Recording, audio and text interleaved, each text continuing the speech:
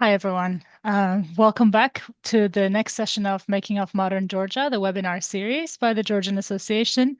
My name is Sabanadze Stevens. I'm really glad to welcome you today and our wonderful panel, which is going to be chaired by Natia Chankvetadze. We will also have our wonderful guests, Natia Seskuria and Natalie Sabanadze.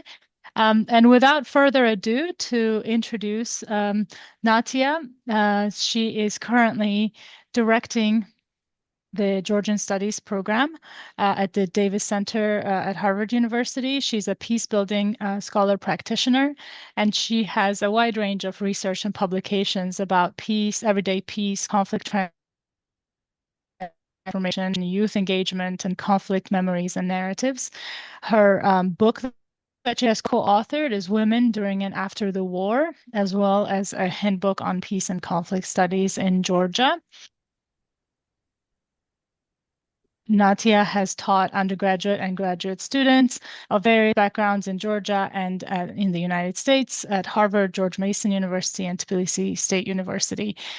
She has her PhD from George Mason University's Carter School for Peace and Conflict Resolution, and a MA in Peace and Conflict Studies from the University of Manchester in the UK, and a BA in International Relations from Tbilisi State University. So without further ado, let me hand it over to Natia with all this background to lead us into a conversation about Georgia and we are so delighted to have you here. Thank you, Natia and Natalie. So we have an all-women panel today, and that's a great way to start talking about Georgia because women have always had a great role in Georgia. Yeah, let me hand it over to Nadia, and I'm looking forward to learning so much from all of you today. Thank you, Salome. Thank you so much for this kind introduction and for including me in this webinar series.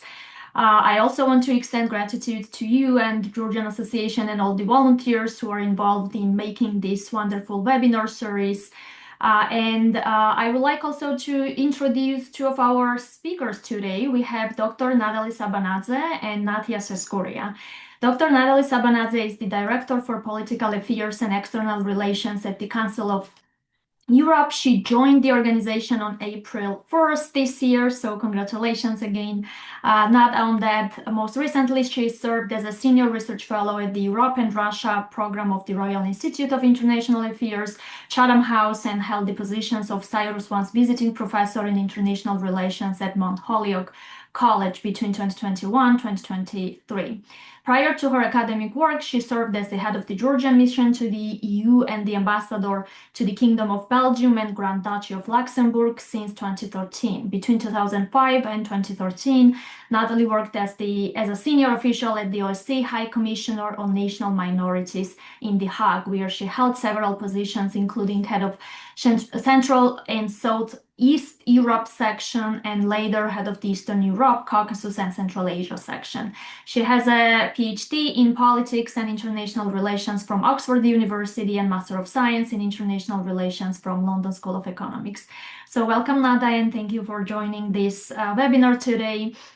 I also would like to introduce Natia Seskuria, who is a senior research fellow in Russian and Eurasian politics at the Royal United Services Institute. She's a founder and executive director of the Regional Institute for Security Studies, which is a Tbilisi-based think tank and official RUSI partner. Until recently, Natia was a fellow at Harvard University's RUSI Center for Russian and Eurasian Studies, where she wrote a book on the Russian-Georgian conflict. And I hope you will be mentioning a few insights and stories from that book, Natia. She's also an associate professor in Russian politics and guest lecturer at institutions including NATO Defense College in Rome. Natia's research examines Russia's domestic and foreign policy, including relations with neighbors, strategic approaches to occupied regions, relations with the West, and the use of active measures. A prominent speaker at leading defense and security conferences, Natia regularly comments on major media outlets, including BBC, CNN, France 24, Al Jazeera. She advises governments and private sector clients on political, strategic, and operational risks in Russia, the South Caucasus, Black Sea region. She has authored numerous publications and delivered lectures on topics related to Russian politics, international security, regional conflicts. Natia was a Black Sea Fellow at the Middle East Institute, also an advisory. She held an advisory role at Chatham House and positions at Georgia's National Security Council and Ministry of Defense. She has an MA in Politics, Security and Integration, and BA with honors in Politics and Eastern European Studies from UCL School of Slavonic and Eastern European Studies. Welcome, Natia, and thank you for joining to the webinar. So today's topic of the conversation is the Georgia and Black Sea, and we've decided that the first part of the webinar will be conversation between us, me, Natia, and Nata. I will be posting 3 brief questions. The first, we will be talking about the historical role of Black Sea for Georgia and changing kind of power relations and tensions in the region. I also would like to ask the question about the major infrastructural projects in the Black Sea, the Middle Corridor, strategies of major stakeholders, and obviously Russia's invasion of Ukraine and the recent and ongoing maritime war. I also would like to invite the audience members to post the questions in the Q&A session during the conversation after the introductory remarks, which I will get to later, and will read them. So the first question, and I would like to start with Nata, is very briefly, if you could provide a little overview of the historic role and importance of the Black Sea access for Georgia, and particularly looking at the 20th century during the Soviet Union and kind of the Soviet Union's access to the Black Sea region, and then in post-Soviet kind of development. Very briefly, maybe within 5 minutes or less, if you could give us a brief overview, Nata, that would be very helpful to kick off this conversation. Thank you very much, Natia. It's really a great pleasure to be with you and discussing this topic, which is really interesting. Black Sea is now a major theater of war, as we know, and it has been before with Russia in case of Georgia. Historically, it's difficult really to assess how Georgia perceives the Black Sea. I would say there is a kind of historical and cultural sense of apprehension about its location on the coast. Now, during the Soviet Union, Georgia was part of the Soviet Union, and Black Sea was considered to be basically Soviet lake, with the exception of Turkey, and Georgia's position there was very much subsumed under the Soviet control of the Black Sea. Historically, however, Black Sea is not very much present in Georgia's culture. Georgia does not have the maritime tradition, does not have the navigation tradition. It has always been there, but at the same time, not fully taken advantage of. So I would say for Georgia, it has been both an opportunity, and particularly afterwards, since regaining independence, it has been both an opportunity and a source of vulnerability. And in my view, there are mainly 3 dimensions that I would highlight that describe Georgia's association, attitude, posture in the Black Sea. One, of course, is the security dimension, and this is where that sense of vulnerability comes, because Black Sea is very contested area. Somebody called it, the bloodiest body of water since the collapse of the Soviet Union. It is conflict-ridden. It has traditionally been characterized by security deficit, contestation, Russia trying to dominate the sea, Turkey gaining momentum, NATO increasing its presence, but that has only increased contestation.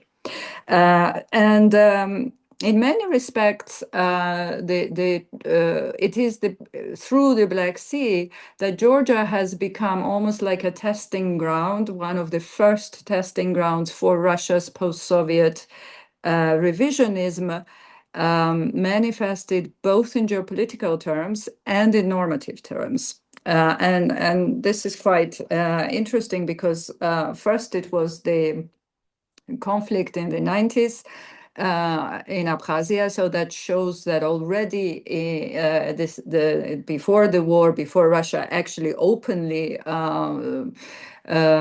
started war with Georgia, there was this policy of dismembering Georgia and maintaining and keeping control over it. So security risks emanating from Russia, not only concentrating in Abkhazia on the Black Sea coast, but very much so there. It also showed Russia's kind of approach to the way it perceived independence of its former imperial subjects, like the Soviet republics. It had kind of differentiated approach to sovereignty. And as it was demonstrated in Georgia's case, I would describe it, Russia accepts sovereignty of others, but when it came to Georgia and other former Soviet republics, it was limited sovereignty. So Russia was willing to accept independence, even territorial integrity to a certain extent, until your foreign policy geopolitical choices did not go against its interest. As soon as it did, then that sovereignty could have been trampled on. What's also interesting is that Abkhazia was also the first area already from the 90s where Russia employed its covert and overt military means to establish control. And some of these things later become part of Russia's toolkit, which it is using in many other parts of the world. But in the beginning, with the plausible deniability, using irregular forces, saying that it's not Russia itself, but it's other irregular forces from North Caucasus, etc. And that's only in the 2008 that it actually steps in, but then maintains that during the Geneva talks, maintains that Russia is not a party to the conflict and that this is a conflict between Georgia and Abkhazia. In normative terms, also here Russia uses one was, as I said, the kind of differentiated approach to sovereignty, but almost always refers to the right of people to self-determination, using Kosovo precedent, using the same with respect to Crimea. So evoking principles of international law and reinterpreting them in a way that suited it.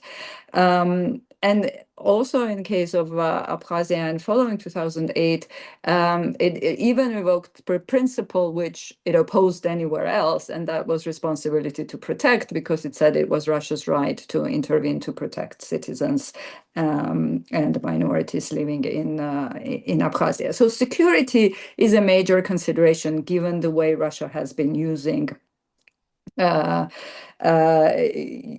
the conflict and to project its influence in Georgia. And of course, it is linked to Russia's interest of maintaining and spreading its control over the Black Sea. Because it's a closed sea, the kind of territorial control, the bigger the coastline is under your domination, the better. And also it's very much of a Russia's approach.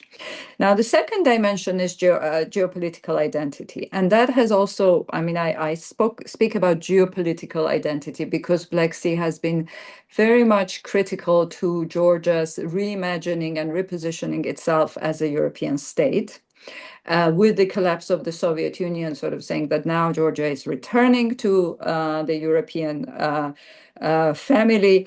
But it was very much a geopolitical choice, which was kind of dressed in identity civilizational terms. And Black Sea was the main link. In a lot of documents, the official foreign policy documents, national security documents, you have growing reference to Georgia as a self-definition as a Black Sea country.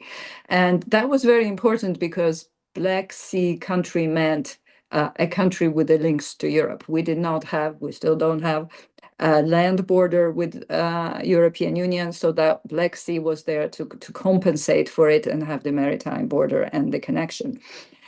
These documents are also not only internal, but also signaling for outsiders, right? They're public-facing documents. So it was signaling, it was an attempt by Georgian authorities at that time actually successive Georgian authorities until recently, to also convince others that it was not only about us and how we identify ourselves, but also to show that Georgia is truly European state, and the Black Sea, to sort of overcome the problem of geography, Black Sea was the solution for Georgia. And that kind of very active promotion of Europeanness using Black Sea, building around Black Sea, Georgia's European geopolitical identity, under Saakashvili, it basically became a national security doctrine. This was very much pushed and promoted. Then later sort of continued until recently it had died down. And third and final, and I'll stop here, importance of the Black Sea has been connectivity. Now, historically, we didn't used to call it connectivity, but of course it was, the opening. Georgia was not closed because of its location to the sea. It was open to various influences. And today, this connectivity potential that comes with the Black Sea was supposed to, on the one hand, strengthen Georgia's pitch to Europe and to your Euro-Atlantic community, but also to increase its strategic value in general.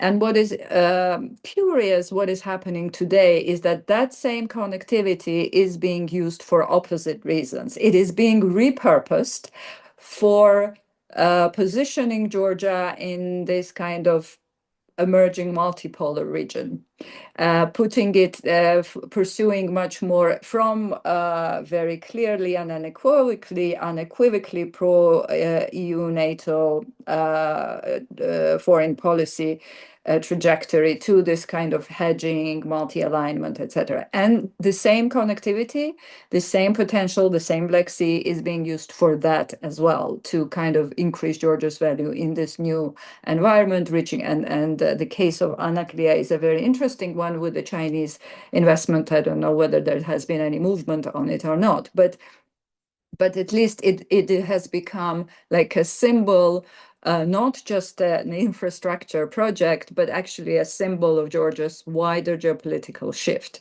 So three dimensions, I think, particularly in the post-Soviet period, but this is a continuation of the trend. It's security, identity, and connectivity. This is what I would say. Thank you. Thank you, Nata. This was a really wonderful overview, and I'm not gonna ask Natia now the question about the kind of the give us again the historical overview. I do want to emphasize two very quick things from Nata's presentation. At the beginning, when you said that the Black Sea was never fully taken advantage of, but while the Georgia's like this dominant identity is a Black Sea country identity, so there is this very interesting tension there. And I was reading earlier your like Chatham House publication from 2025 about the Black Sea, and there is this reference point that the Black Sea has seen 10 wars, like the most amount of wars that any other the region since the breakup of the Soviet Union. So to move to Natia, because Natia, you work on Russia security specifically, so I really would like you to unpack the first point, the first dimension that Nata called it, and comment maybe on Russia's strategy or policy towards the Black Sea, if it changed, if it adopted, if it transformed in any way, and particularly maybe that was supposed to be the third question, but I think it makes sense to talk about it here, to talk about the Black Sea ports and the Ochamchira port in Abkhazia, and if there is any important kind of a point of resource for Russia or point of tension for Georgia. Thank you very much, Natia, for the question, for introduction, and thanks to Salome for organizing this session. It's a great pleasure to join everybody today. Very interesting and important topic indeed, and to tackle your quite complex question in as briefly as I can, I would start by highlighting that while Black Sea obviously presents as an opportunity for Georgia, it has always been a source of instability as well. And I think We have a lot of examples, especially from recent history, but from more ancient times as well. And as a strategically vital region connecting Europe, the Caucasus, the Mediterranean, the control over the Black Sea enables power projection far beyond its shores. And this is why powers such as Russia has been always interested and invested in controlling the Black Sea. And in the recent times, we see that Black Sea has become much more multipolar space because apart from Russia, Turkey, that have vested interest in the Black Sea region, there are also other sort of more non-traditional powers that are engaging within the Black Sea frameworks. And this is quite interesting development, I think, which has been highlighted even further by the war in Ukraine and by the opportunities and also the sources of insecurity that Black Sea presents nowadays. So for these reasons, it has always been contested, militarized, and politicized space. And this has had obviously profound consequences and implications for Georgia, whose internal and external security environment has always been significantly shaped by Russia's Black Sea policies and strategies. Contemporary Russian strategic thinking continues the tradition of viewing the Black Sea as central to Moscow's geopolitical interests, while there is this certain longing for Russia's regional dominance that is driven by, that is very much the driving force behind Russian decision makers, notably President Putin, who wants to further dominate this region. But there as well, Russia has encountered a lot of challenges as a result of the war in Ukraine, which has undermined Russia's naval posture in the Black Sea through various ways. And you asked the question about ports, and I would like to maybe touch upon this topic a bit later on in further detail. But the 2008 war between Russia and Georgia, I think, marked a major turning point in Moscow's approach to the region as a whole, as Russia sought to halt Georgia's Euro-Atlantic integration and reassert its influence over the South Caucasus. And since then, Georgia has paid a very high price for attempting to move beyond Russia's regional so-called sphere of influence, obviously with 20% of its territories being occupied, but also through various ways in which Russia has been undermining Georgia's security. And in many ways, Georgia has become a hostage to its geographic proximity to Russia and Russia's ambitions in the Black Sea. The domination of the Maritime Sea has been a key goal for Russia's regional strategy to threaten NATO and also non-NATO partners from the sea. But it also allowed Moscow to divide the region and isolate the countries such as Georgia and Ukraine. And the Black Sea Fleet and access to Sevastopol have been at the core of its policy already in the war with Georgia in 2008. Russia used its naval forces to attack the country and to destroy its navy. And in 2014, we saw the continuation of Russia's regional strategy. Russia's annexation of Crimea involved the seizure seizure by Russia of about 3/4 of Ukraine's naval fleet.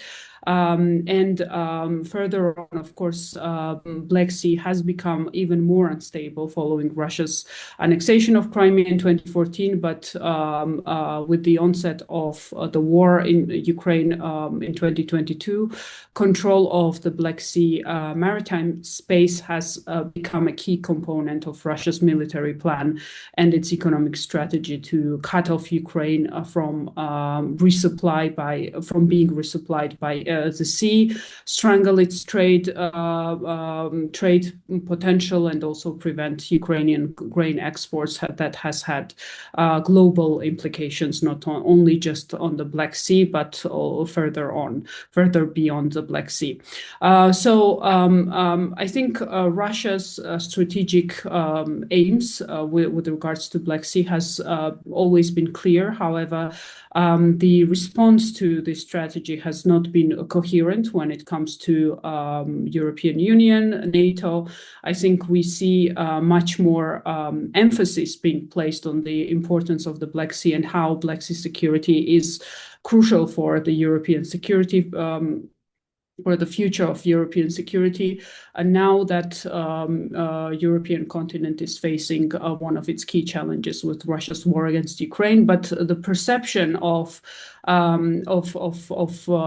Black Sea being this important from the security perspective was definitely not there in 2008 and even in 2014 when we saw Russia's illegal annexation of Crimea. Since then, we have been looking at gradual militarization of the Black Sea with Russia's anti-access and area denial A2AD posture in the occupied Crimea, S-400 air defense systems, nuclear-capable naval presence that has extended Russia's naval and coercive reach across the Black Sea. So it has become a very much important security and military challenge, especially for the littoral states, but also for from NATO's perspective as well, and as well as from EU's perspective, because Black Sea is a very much complex space where we have, on the one hand, NATO allies as littoral states, as well as EU member states as littoral states, but also Georgia and Ukraine that do not fall under any sort of security protection umbrella, but they do have, or at least in Georgia's case, had very clear foreign policy aspirations when it comes to joining European Union and becoming NATO member states. So, and of course, on the other hand, there is Russia that is willing to prevent these processes, as well as to prevent NATO and European Union being more present when it comes to engaging with Georgia and Ukraine, and contributing to the Black Sea security frameworks in terms of turning Black Sea from the source of instability to a source of stability, which so far is a challenge that is faced by a lot of Western policymakers in terms of how to deal with the Black Sea security in current Ukraine war setups. You mentioned the port, which is a very important topic that is directly related to Georgia's security posture. This has been also a topic that emerged as a result of the successful Ukrainian missile and drone attacks on Russia's Black Sea fleet around October 2023, when we saw that Moscow has been targeted by Ukrainians quite successfully in the Black Sea, and then the response from the Kremlin was to relocate some of its ships out of the Sevastopol in occupied Crimea to Novorossiysk. But again, the Novorossiysk has also been targeted quite successfully by the Ukrainians. That has raised the issue of what could be alternatives from the naval perspective for Moscow.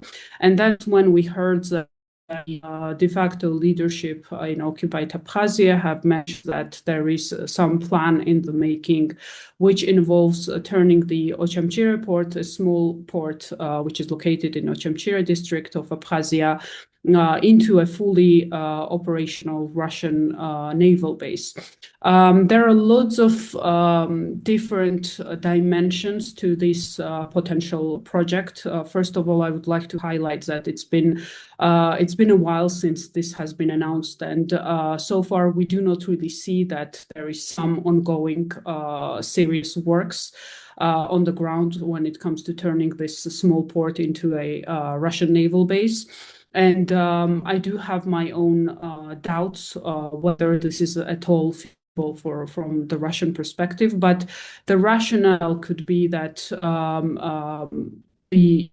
Ukrainian efforts to undermine Russia's long-term plan to dominate the Black Sea and to directly target Russian assets in Sevastopol and again in Novorossiysk have raised the issue of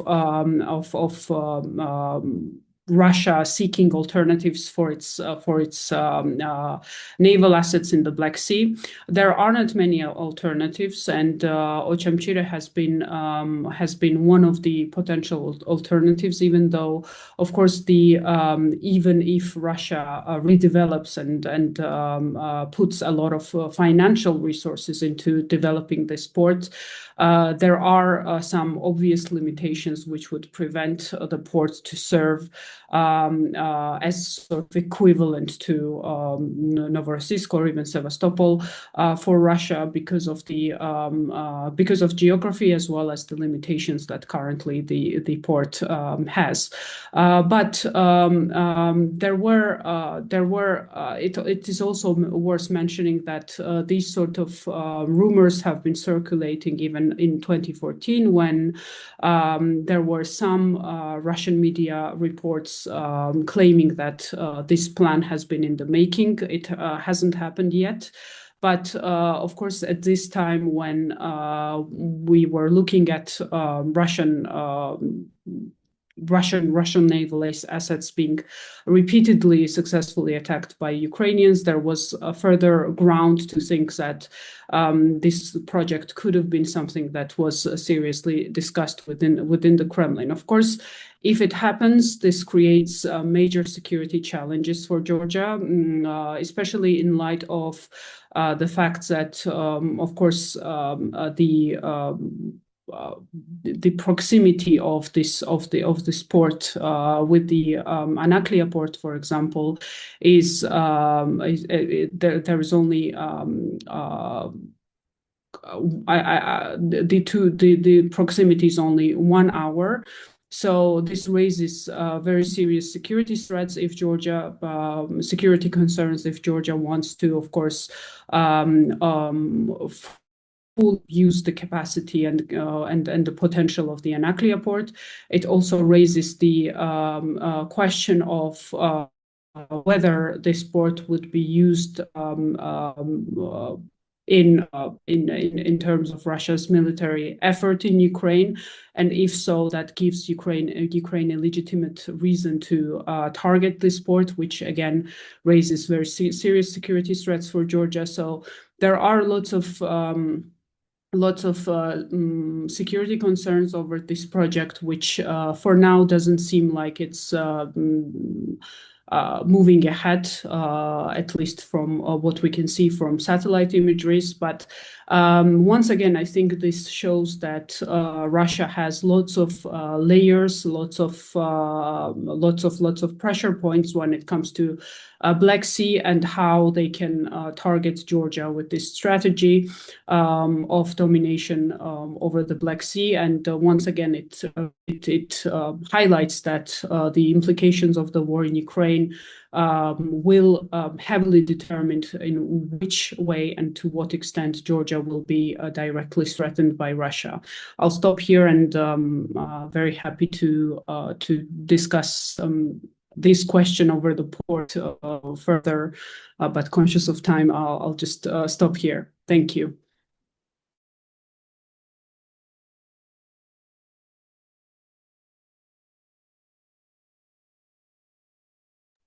Natia, you're muted. Happens all the time. How long we are on Zoom, that happens all the time. Thank you, Natia, for this very comprehensive answer that I also see the questions are posted from the audience members. But before I go to that questions, I actually would like to post one more question for both of you, and I would ask like brief responses this case, so we have time also to go to the questions posted in the chat. I wanted to follow up with you about the third point that you made about the connectivity part, and I would like to ask you to elaborate a bit on that and think again the importance of the Black Sea for Georgia and Georgia's connection to the Europe and the Anaklia port and the Black Sea cable, that is also the another thing, and maybe also connect to the question the trip the Trump wrote for for peace in the South Caucasus, and if there is really an alternative to this, Georgia being the major connectivity place in this middle corridor project through the Black Sea. I know this is a big question, and I'm asking you to have a very brief answer, but that would be helpful to also hear from you. Yeah, it's a big one. Of course, connectivity potential, as I mentioned, of the Black Sea is very important for Georgia to boost its strategic value, depending for what political purpose. Before, it was to pursue, as I said, to kind of strengthen Georgia's pitch towards European Euro-Atlantic partners and to say, there's cable, there is connections, clean energy exports that can go through Black Sea, offering another kind of hub, Georgia positioning itself as a hub, using its strategic location, which has been both blessing and a curse, and sort of trying to turn it into a blessing precisely because the connectivity potential is there. And the middle corridor here is important, as you say, because and especially now, by the way, there was a question on what is going on with the closure of Hormuz. Middle corridor and alternative roads, including through Black Sea, channels of connection become very important. And Turkey is very keen to promote now, in the context of what is happening in the Middle East over Iran and closure of Hormuz, is very keen to promote Black Sea and the Middle Corridor as alternative. And for Georgia and for this particular government, as I said, connectivity is also important. It's not like it's not relevant, but it's important for other reasons. It's important to reposition Georgia, to make it attractive precisely in this multipolar region for different actors, including Chinese and others. But at the same time, they have underperformed when it comes to boosting Georgia's position along this middle corridor, because if it's a priority, if you see that this has a real potential, and we have to admit that it really became a kind of viable route in the context of the war on Ukraine. Before that, it was always considered to be too cumbersome, too difficult, too many routes, too many connections, too many customs regimes, etc. But because the alternatives are closing down so fast, it became a really viable route. If it were such a big deal for us, we should already have an Anaklia port. There is no deep sea port. This is essential, and that would have strengthened Georgia's position along the corridor. Now, the trip will be an important part of it. It's still an idea. We don't know when it's going to happen, how, but I think there is an interest. It probably will happen, and Georgia has been completely sidelined from these discussions. I mean, these are not directly related to Georgia, but Georgia will have to take advantage of opening of opportunities. Georgia benefited from a very actually a peculiar situation in the Caucasus and around the Black Sea, which was a conflict between Armenia, Azerbaijan, including closure of any connection between Armenia and Turkey, which isolated Armenia and gave Georgia a unique advantage. But this is a temporary situation. It's clear that this will at some point end, and now we are precisely where this is ending. There is an opening. There is a real interest of the Turkey-Armenia normalization.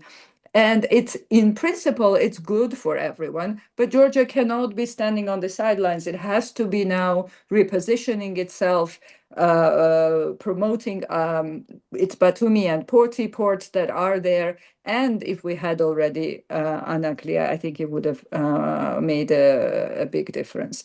But one point on Ochamchire I want to add. This is a big security risk, of course, to Anaklia, as Natia mentioned. I mean, it's around the corner. So Ochamchire, whether it's real or whether it's small or big, exposes Georgia's coastline considerably and increases risks to all the connectivity projects that might be there. And I don't think Russians plan to make Ochamchire into Sevastopol, but what they do want, they're looking at the future. They are seeing how the nature of the naval warfare is changing, and Ochamchire would be very good precisely for small, nimble, new type of fleet, not the big vessels, which are way too expensive and can be hit by $300 naval drone. Thanks. Thank you, Nata. That is very, very helpful. And I'm Natia. I want to go back, also ask you one more question, and basically follow up what you said about the Black Sea becoming the source of stability, and referencing this latest analysis coming from the Carnegie about the Black Sea, where they use this refer to this concept of strategic neutralization of Russia in the Black Sea, and if it is even possible, and specifically ask you here about the interest of other stakeholders, and in this case, the European Union, if the European Union has any European Union strategy towards the Black Sea, what do you see or make of it? And if the European Union can be interested in this strategic neutralization of the Russian kind of presence of the Black Sea, that could be potentially seeing this area as the source of stability, not necessarily the source of instability. And after that, I'm going to move to the questions from the audience. Thank you for the question, Natia. I think looking at the current developments in the Black Sea, we are way, unfortunately, far away from discussing Black Sea as a source of stability, but definitely this is something that would be key strategic objective from Europe's perspective moving ahead, because on the one hand, there is this realization that, especially since the Russia's war against Ukraine, that Black Sea security is directly related to European security.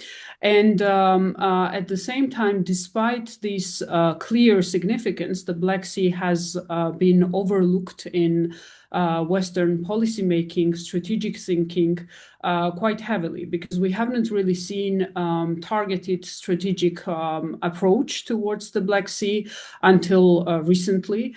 And this concerns not just European Union, but also from NATO's perspective, from US's perspective. We have seen that there were some efforts in the previous administration when there was at least the process in place to develop the strategy. But so far, I think the only sort of clear actor the clear strategic outlook that any actor has is Russia, unfortunately, that has had consistent strategy towards the Black Sea, and the lack of such strategic thinking towards the Black Sea exposes the vulnerability of the space for sure. What we have seen in the recent past is the EU's approach towards the Black Sea. While, of course, there are lots of areas that can be criticized, I think it's still a very positive development that there is some approach in place, and the Black Sea is indeed Europe's most strategically vulnerable, sensitive regions, and of course there is no consistency when it comes to how each European state views the Black Sea security, because there are those that are having vested interest in the Black Sea security because they are directly exposed to the threats that Russia poses in the Black Sea, such as littoral states, but also Baltic states, for example, and eastern part of Europe. But at the same time, I think we already see that UK, France, for example, are quite interested when it comes to to securing the Black Sea, because it is the area in which we see Russia being not just militarily involved and invested, but also when it comes to so-called hybrid tools, such as the attacks on critical national infrastructure, cyber attacks, disinformation, economic pressure, energy security. This is all sort of grouped within the Black Sea frameworks, because it is the main theater where Russia tries to use all of its leverage in order to reassert its dominance. When it comes to EU's approach, I think we see the changes in the recent years. This new vision on the Black Sea has been long overdue, but I think it's definitely positive that they prioritize security and resilience as one of the key areas in which the European Union should work on. There is also two other strategic dimensions, such as sustainable growth, economic engagement in the Black Sea, as well as environmental protection. And the new sort of tool that has been introduced is this Black Sea Maritime Security Hub as the key instrument. And there is definitely a very clear emphasis on maritime safety as a result of Russian aggression towards Ukraine, critical infrastructure protection, military mobility, and counter-hybrid measures in this one sort of approach or framework. I think what can be positive for Georgia is that the strategy treats Georgia, Ukraine, and Moldova as key partners when it comes to Black Sea security. There is an emphasis on engaging with non-EU member states as part of this approach. There is also an emphasis on Azerbaijan and Armenia. So this approach includes South Caucasus as one of the key regions when it comes to Black Sea security framework and EU's approach. So this is indeed an opportunity for Georgia to engage closer with the European Union, because as a key frontline state that has been exposed to this whole realm of Russian security threats that I've just cited, but even beyond, I think it's the right time, even though unfortunately we see that domestic political situation doesn't really demonstrate that there is such willingness, but it is definitely the right time to highlight the importance of Georgia when it comes to not just being a beneficiary of Black Sea security frameworks, but also a potential contributor due to its geographic location, but also due to its experience of being exposed to the whole set of security threats that Russia poses. On the other hand, when it comes to NATO, NATO's approach is more security focused, and of course there are clear limitations when it comes to NATO's presence in the Black Sea. But there is also willingness from the NATO side to work on countering Russian aggression, and the emphasis there is more emphasis on joint exercises in intelligence sharing, for example, a maritime domain awareness, and also working with partners to ensure that Russian there is a build up to becoming more resilient when it comes to Russian hybrid threats. Again, there needs to be more clear strategy, I think, and there is a sort of slow moving process towards that. But it's already positive development, I should say, that within the EU there is this approach, which has its own deficiencies. But I think the sort of main areas that this approach emphasizes is very much important especially for the Black Sea littoral states. Thank you, Natia. And without further comments from my side, I will turn to the questions from the audience, and I will. It's up to you how much you want to answer to each question, but I will read the question from Stephen Jones. When he says Georgia controls Black Sea ports through which Armenian and Azerbaijani trade flows. What impact does Georgia's control of the Black Sea coast and its ports of Podi and Batumi have on its relations with Armenia, Azerbaijan? I would ask Nata to start maybe with this question if you like. Yeah, sure. Of course, this has been very significant in developing Georgia, Azerbaijan, Turkey triangle. This has been long-standing cooperation, and in sort of creating Georgia's value as a transit route. It was obviously linked to source, which was Caspian, Azerbaijan, going through Georgia and then linking Turkey and then to Europe. That cooperation has been essential, and obviously Georgia's location and the ports have been significant. For Armenia, they're also a way out. Georgia is extremely important for Armenia for many reasons. And it is not surprising, actually, that Armenia is one of the biggest supporters now of Georgia's kind of staying in the European path. Despite everything that is going on, Armenia is lobbying Georgia quite heavily because Armenia's turn is very much dependent, is basically won't materialize without Georgia being part of it. So it's physically connected to the rest of the world, to Europe, especially through Georgian ports.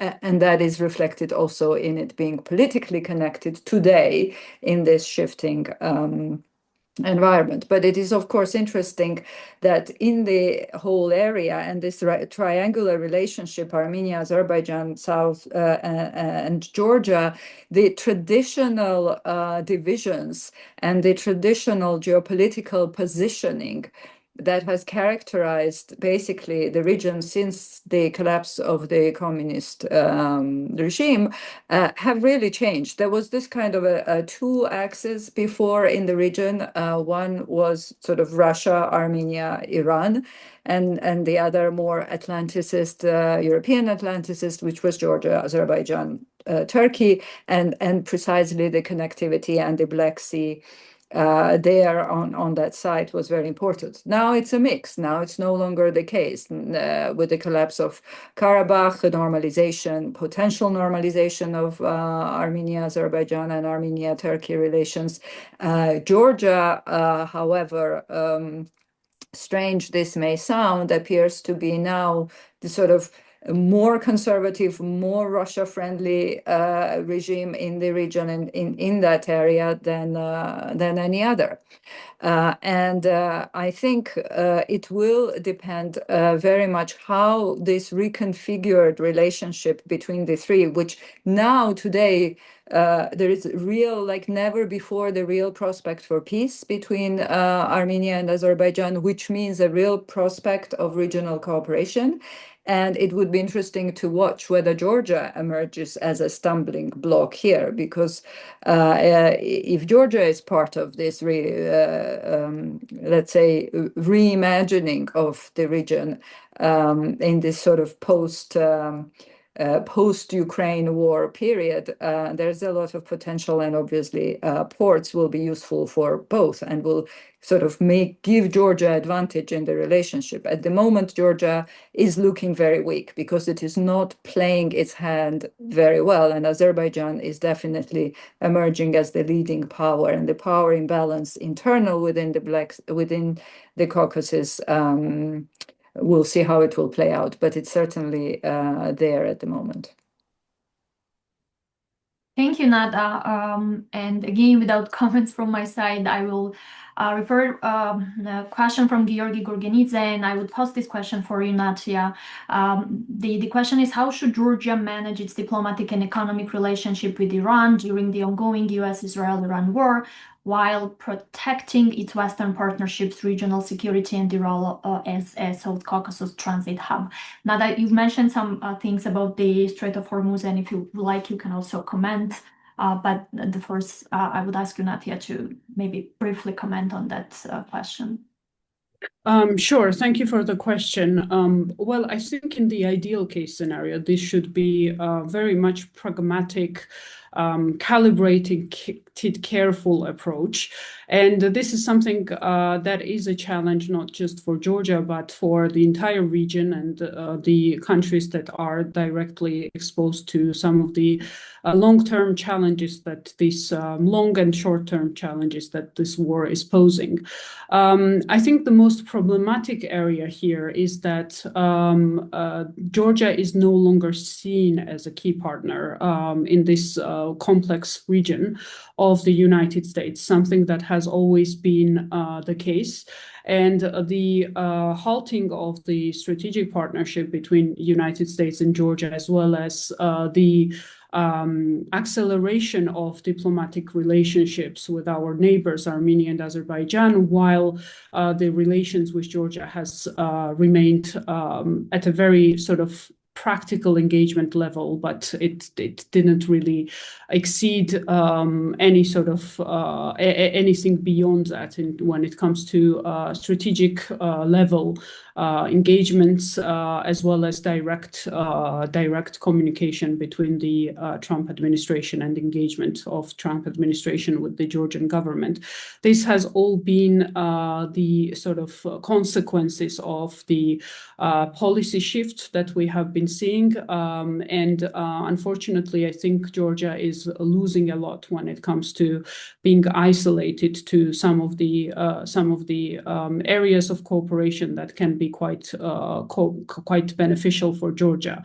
We see that there is plans over the TRIP corridor. The engagement of the U.S. administration with Armenia, Azerbaijan have been quite active, even though, of course, the war in Iran exposes a lot of sort of security challenges for the regional states. I think it is very important for Georgia to somehow reverse these negative dynamics when it comes to the relationship between the two countries. But that said, I think when it comes to Iran, the approach must be pragmatic, because of course, there is an understanding that when it comes to trade, when it comes to economic relationships, there needs to be this engagement when it comes to sort of more low-risk areas, while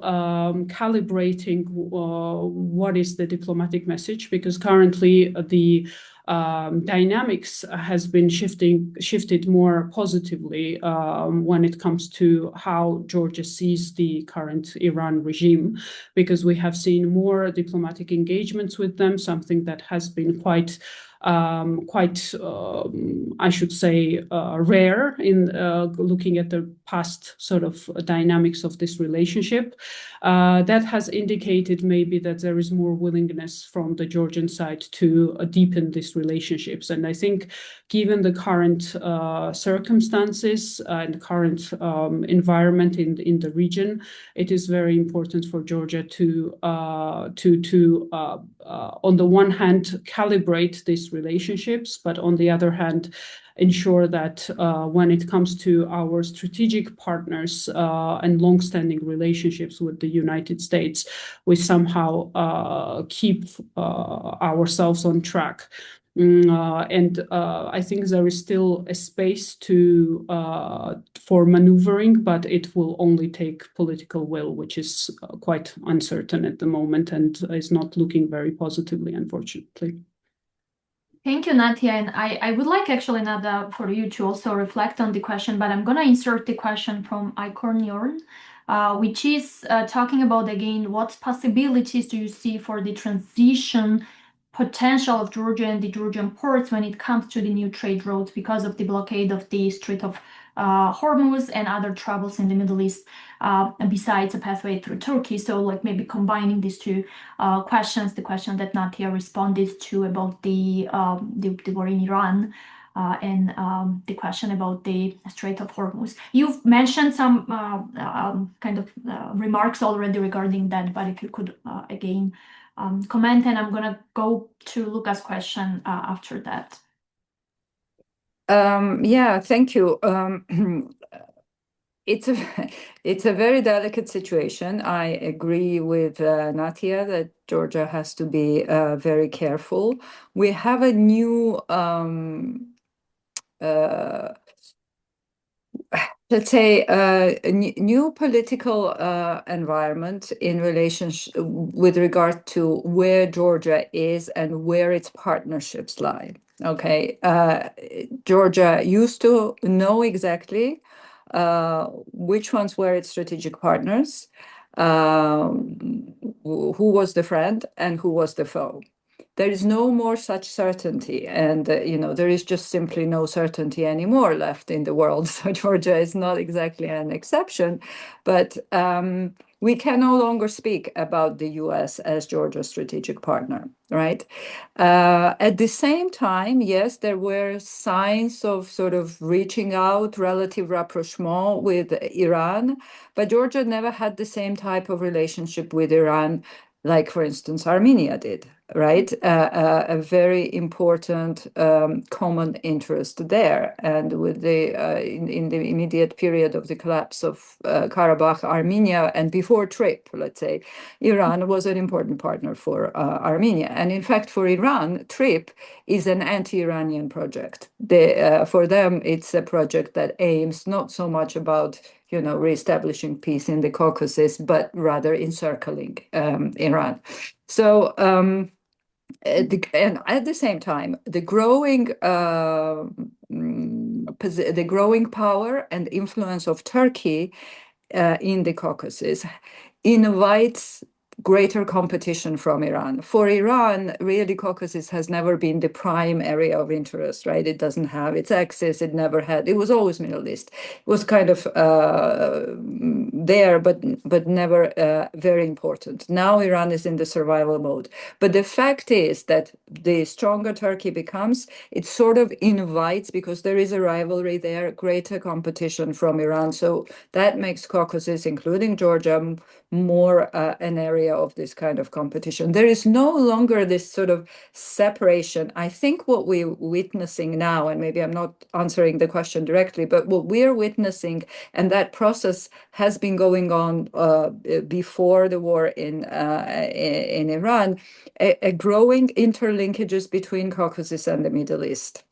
And Georgia's kind of turn away from Europe, it was Georgia that was kind of dragging Caucasus towards Europe, let's say. With Georgia's turn, European positions are also weakening, and that sort of almost geographic inevitability is taking hold, and there is a growing interconnection. Azerbaijan is increasingly playing a role in the Middle Eastern politics. Armenia is connected through various reasons, and cooperation with Iran and the sort of traditional link with Iran is one of them. And Georgia has been an outlier always. It was for us that was most problematic, that connection, and least natural than with other partners. And now we're also part of this. So there is these changes taking place. So there will be more and more spillover. In some ways, what we're talking now in terms of a positive spillover could be that the closure of Hormuz makes alternative routes more attractive. We don't have the infrastructure in place yet. That's what I was saying. Like if Anaklia was there, that would be great.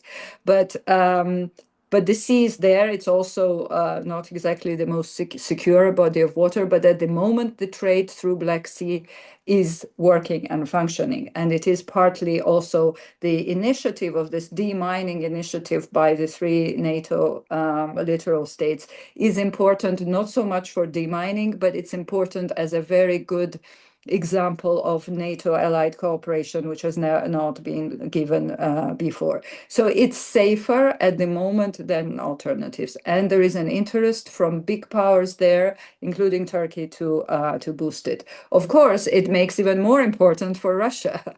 And for Russia, controlling Black Sea and taking hold of what is left under the Ukrainian control now becomes even more important, because if Russia controls trade and energy routes through Black Sea, I mean, we are speaking about one country controlling 30% of global grain trade. It's a huge leverage, not just in the region, but all over global South. So it's a difficult game going on, increasingly interconnected. And to echo Natia, Georgia has to be very clever and basically stay out of it at the moment in the confrontation with between US and Iran. That's what I think. Thank you, Nata. I do have some actually follow-up questions and comments, but for the sake of time, I will go to two more questions. We have 7 minutes left and 2 questions. I would like to look at, with your permission, and just combine your second and third question. I think about the trip, we've covered it pretty well, and I will ask you, Natia, these questions, and please just try to maybe 2-3 minutes, and I will post the question from Mariam to you, Nat. So the question from Luca is that how do you assess Georgia's independent posture in the Black Sea overall? How can this be achieved, especially Russia's leverage over the Armenia, Azerbaijan? Second question that he's posting, and I don't think we've really covered here, is how do you see the prospects for feasible cooperation between Ukraine and Georgia? And this is obviously that there is a sufficient political will. So Natia, if you could kind of combine these 2 questions and very briefly reflect on them. Thank you very much. Very good questions indeed. Well, when it comes to Georgia's posture in the Black Sea, we do tend to criticize a lot Europeans or the Western sort of lack of Western approach when it comes to Black Sea. But I don't really think that Georgia has ever had a consistent approach to how it sees its role within the Black Sea. And that is even more complicated now that Georgia is going through this political crisis that has undermined its traditional strategic partnerships with the main allies that have consistently put efforts and also financial resources into making Georgia more resilient and more maybe connected when it comes to, and present when it comes to some of the regional opportunities and frameworks when it comes to the Black Sea security cooperation in general. So I think when it comes to having more sort of consistent posture, it's very important to make emphasis on strategic projects. Nata has spoke very well about such opportunities when it comes to Anaglia port. I think that is a real opportunity for Georgia into making itself more important within the Black Sea security frameworks and important from our allies' perspective. It's very important to be seen as a stable country, something that has been undermined recently, especially stable, reliable partner in this very complex region would be very important going ahead for Georgia. But to also answer Luca's second question, I think no matter how and when the war in Ukraine will end, Russia's, of course, unless, and I don't think we are looking at this scenario, unfortunately, of a full defeat of Russia. Unless there is a full defeat of Russia, I think Russia will always have its aims and goals when it comes to controlling the Black Sea. And that will remain a consistent challenge for Georgia. So, of course, with the end of the war in Ukraine, Russia may have more resources to be reallocated to South Caucasus countries, for example. But even while Russia is invested in Ukraine militarily, we see that when it comes to non-military measures, unconventional measures, Russia still has the ability to have a direct impact on Georgia.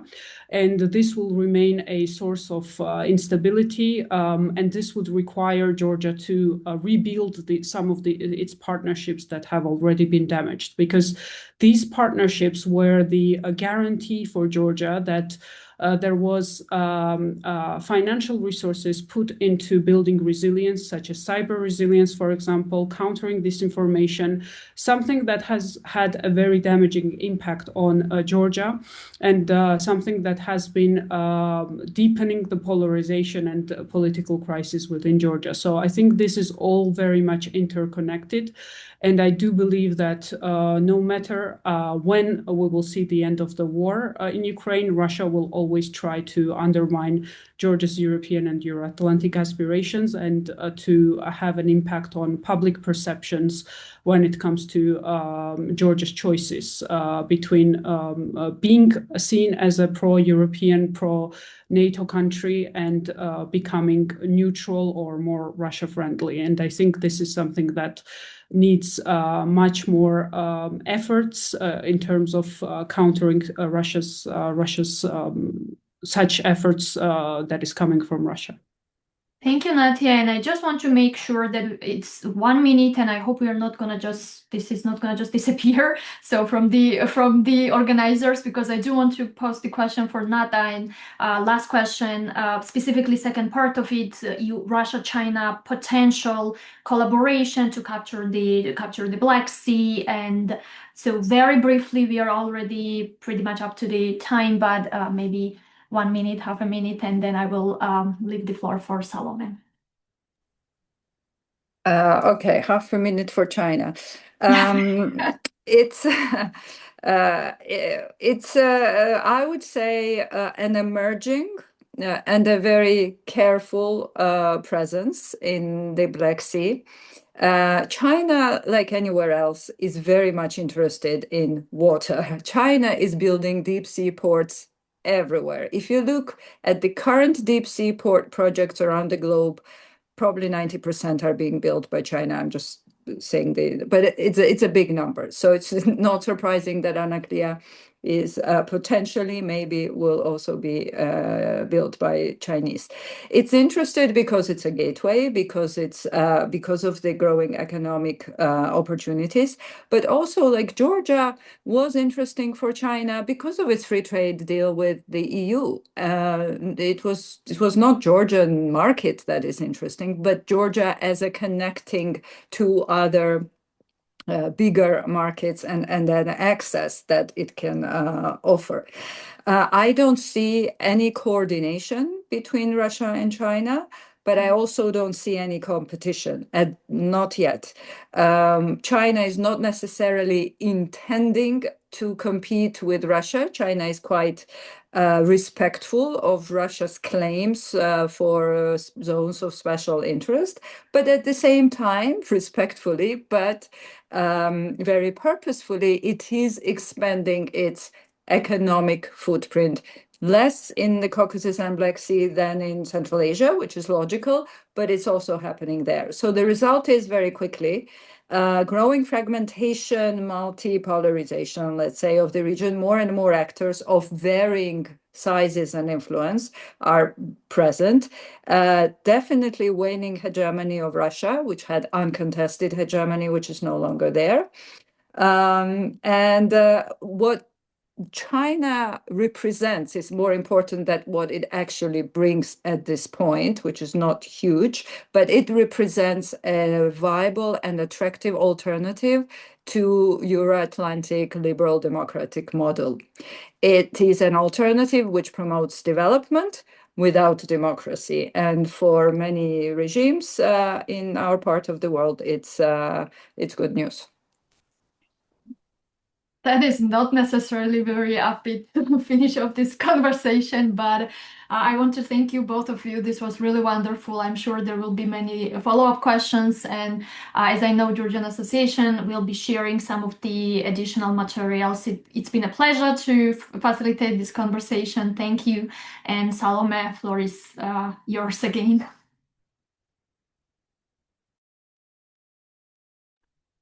We somehow don't hear you, or I can't hear you, maybe. How about now? Thank you. Thank you all so much for this amazing, engaging, and substantively such interesting conversation. Of course, 1 hour and 15 minutes is hardly enough to tackle all the aspects that one might want to know about Georgia and Black Sea, but I think you all have touched on every aspect in a little bit and really informed our audience. Hopefully, everyone will be able to check out additional resources that will be posted when this recording is posted to YouTube, as well as our website. And I invite everyone to continuously check in there. We also have a new bookshelf on our website where you can see readings that our audience, our panelists have recommended on the topics related to each of the topics that are covered during the sessions. So I definitely invite you to also check out the bookshelf on our website. And for the next webinar, we are going to have May 16th. This is a Saturday, 1 p.m. The topic is Armies and Nations, the role of the Georgian military since independence. So we are now tackling yet another topic to continue to give our audiences a wide range of topics to be informed about Georgia, its modern history. And once again, I want to thank this wonderful panel for bringing their current expertise, really real-time information that you are all very much involved with. So I think it has been a tremendous addition and value add to our series, and I appreciate everyone's attention. Yeah, and we will see you next time in May. Thank you all so much. Thank you. Thank you very much. Thank you. Bye bye.